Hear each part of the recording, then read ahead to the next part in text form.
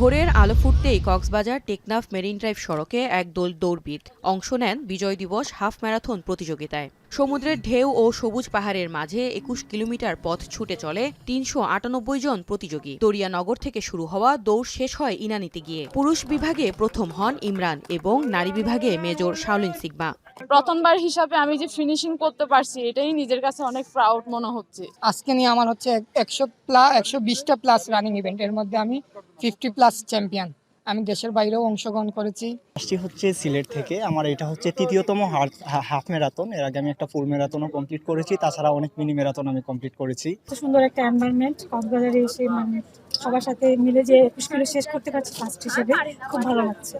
ম্যারাথনের জন্য পুরো পথে রাখা হয় hydration corner, medical camp, ambulance service এবং ট্রাফিক নিয়ন্ত্রণ ব্যবস্থা। ৪ ঘন্টার মধ্যে সম্পূর্ণ দৌড় শেষ করেন ২৪৮ জন। ম্যারাথনের বাড়তি আকর্ষণ ১১ জন বিদেশি নাগরিকের অংশগ্রহণ।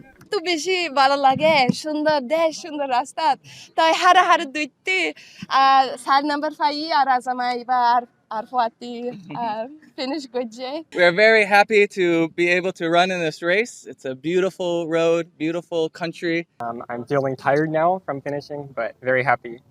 So I want to thank the Bangladesh military for organizing the race.